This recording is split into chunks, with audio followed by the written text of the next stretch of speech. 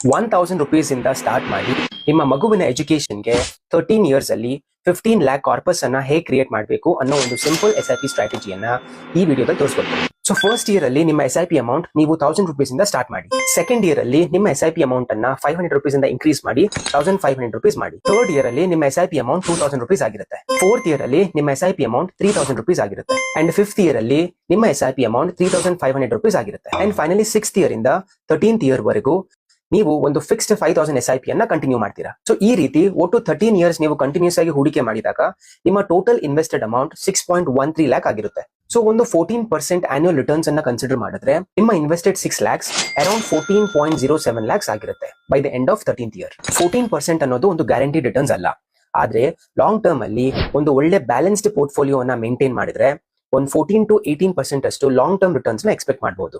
ಈ ಸ್ಟ್ರಾಟಜಿಯನ್ನ ನಿಮ್ಮ ಮಗುವಿನ ಎಜುಕೇಶನ್ ಗೋಲ್ ಮತ್ತು ಡ್ಯೂರೇಷನ್ಗೆ ನಾನು ಮ್ಯಾಚ್ ಮಾಡ್ಬೇಕಂದ್ರೆ ಕಮೆಂಟ್ ಅಲ್ಲಿ ಸ್ಟಾರ್ಟ್ ಅಂತ ಕಮೆಂಟ್ ಮಾಡಿ ಅಂಡ್ ಫುಲ್ ಡೀಟೇಲ್ಸ್ ನಿಮಗೆ ನಾನು ಶೇರ್ ಮಾಡಿ.